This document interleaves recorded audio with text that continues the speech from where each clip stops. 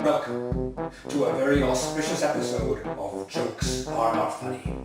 Auspicious because I have a very special guest to introduce to you.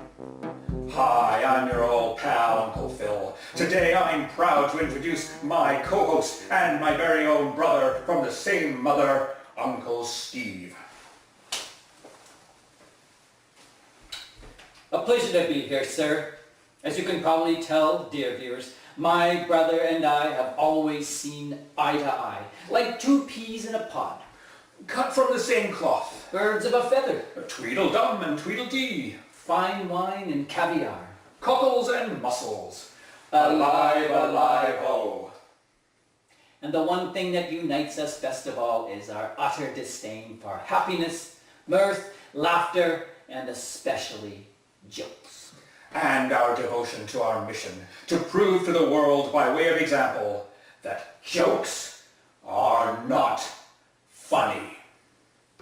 For this special episode, we are going to come full circle by revisiting and making an example of the very joke that I destroyed in the first ever episode of Jokes Are Not Funny. Thus we present for your haughty disapproval the joke of King Arthur, his knights, Lady Guinevere, and the Chastity Belt. In days of old, when knights were bold, when men were men and women were damn glad, there was a great king named Arthur. Arthur was a busy king. Not only did he have to rule over the Britons, he often had to travel abroad for diplomatic missions or military conquests. The king worried that during his absences, his knights of the Round Table were having their way with the queen, his wife, Lady Guinevere. To allay his fears, the king called upon his most creative blacksmith to fashion a chastity belt for his wife. A few days later, the blacksmith returned with his creation. Upon examining the item, the king exclaimed, "Why, this is no good at all. There is an opening in the chastity belt exactly where there should not be one." The blacksmith replied, "Yes, sire, but if you look closely, you will see that the opening is lined with razor-sharp blades, which will cause grievous injury to any man who attempts illicit union with your good lady wife." The king was delighted. Just prior to departing for his next voyage, he secured the chastity belt to the queen. Upon his return, he lined up his knights and examined each of them. Sure enough, every knight was horribly mangled. Every knight, that is, except for Sir Lancelot. "Ah, Lancelot," exclaimed the king, "you are my most trusted knight." To which Lancelot replied,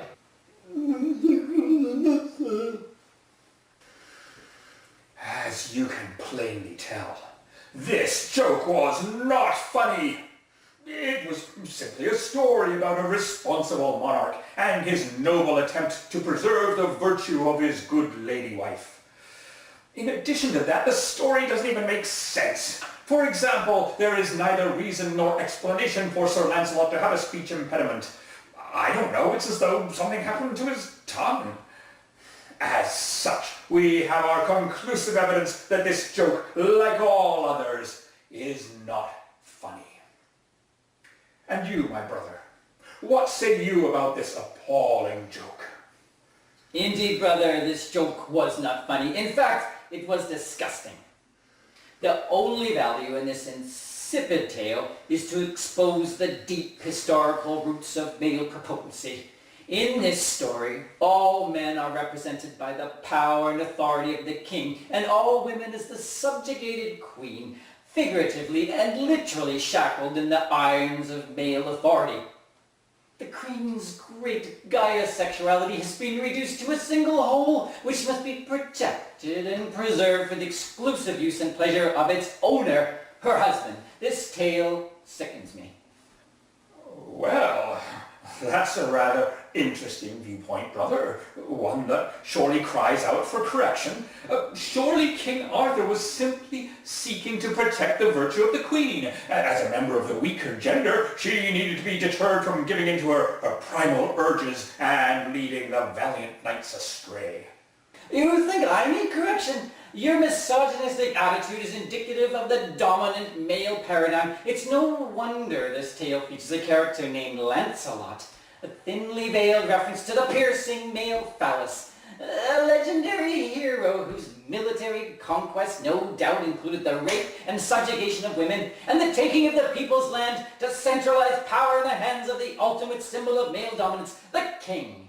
The only redeeming aspect of this tale is that the Queen took no action to stop these lecherous despoilers from shredding their wretched pikes in the teeth of the man-trap, thereby stripping the men of their power and striking a blow for all women.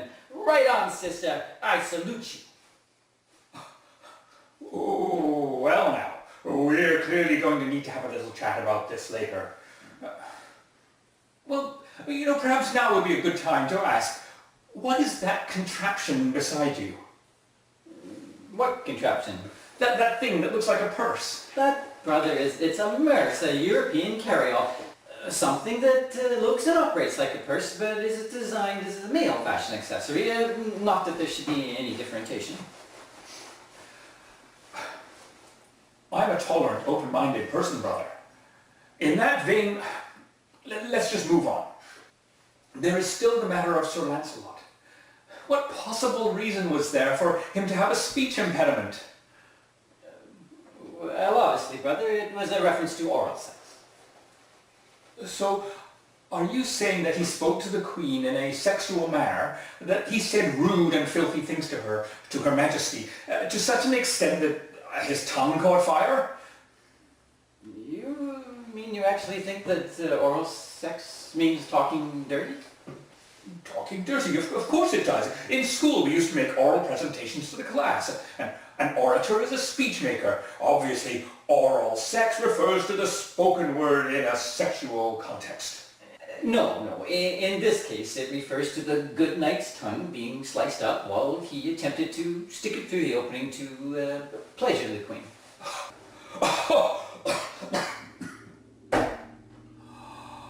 That's disgusting! Who ever heard of such a thing? Nobody would do that. What kind of sick, twisted pervert are you? Clearly you have a lot to learn, brother. Oh, well, I don't want to learn it. No. Tell me no more. I can't hear you. I can't hear you. La la la la la la la la. Nanny always liked you best. Oh, well, you were Nursey's pet. I seem to recall you using her services up to the age of 6. Brother, you have now irrevocably crossed the line and violated a sacred family trust. We vowed never to mention that till the ends of the earth. It's time you received a jolly good thumping.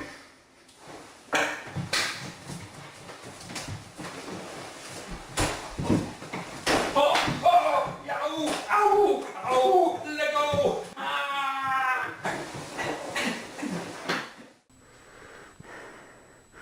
Let this be a somber lesson to all concerned citizens. As my now estranged brother has demonstrated, and as you have just witnessed, no good can come of jokes. Let this be a lesson and proof positive to all that jokes are not funny.